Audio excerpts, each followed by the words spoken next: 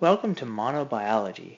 Today we're going to look at independent assortment, which is a process that takes place during meiosis, more specifically during meiosis 1, during metaphase 1. And it involves the random lining up of homologous chromosomes with respect to each other. It's an important process because it adds variety to gametes for sexual reproduction, and variety is a huge advantage that sexual organisms have over asexual organisms.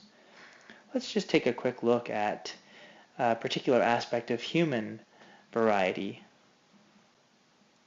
As you can see in this picture, which is of a particular family from South Africa, you can see a great deal of variety in their skin colors. Just within one family, you can see a large variety. Now, how might this particular type of variety be advantageous for sexual organisms? It may not be blatant. It might not be very obvious for you to see that this is an advantage. But overall, variety allows organisms to survive in changing environments, and that's very important. If every single organism, if every single human was the same, and we could survive in very specific conditions, and all of a sudden those conditions changed, that would be disastrous for that particular organism. In this case, if we're talking about humans, if we were all the same, we could potentially all die very quickly, and that would not be good. So sexual variety is hugely important, and the most successful organisms on the planet, plants, animals, show the greatest deal of variety, and humans are no exception. Okay, so let's talk a little bit about how the process works. We already know about meiosis. Okay, so I'm going to get you to draw these. First of all, I'm going to point out a few things here.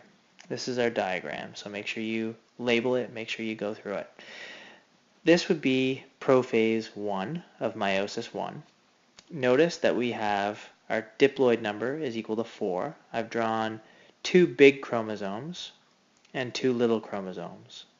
I've made them pink and blue just to stereotypically specify that these ones came from this person's mother and these ones came from this person's father. But again, note that the homologous chromosomes are not identical.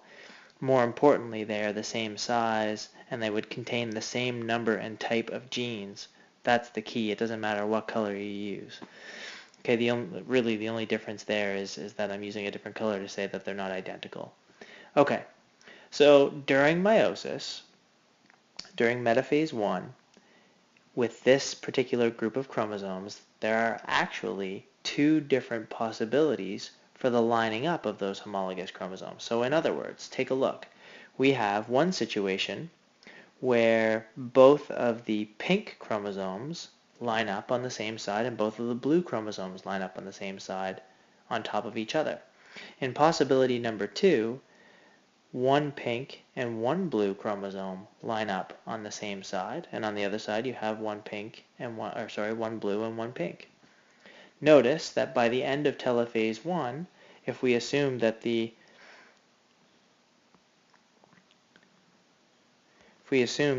cell is splitting this way, then we end up with 2 different sets of haploid cells at the end of telophase 1.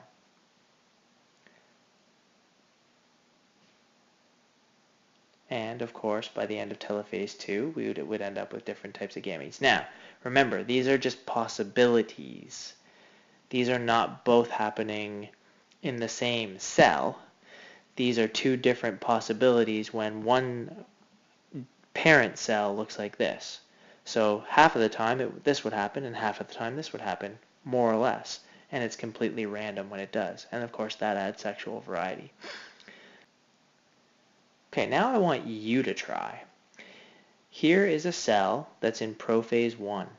I want you, using the process we just talked about, independent assortment, first of all, I want to know how many possibilities there are, and I want you to draw them.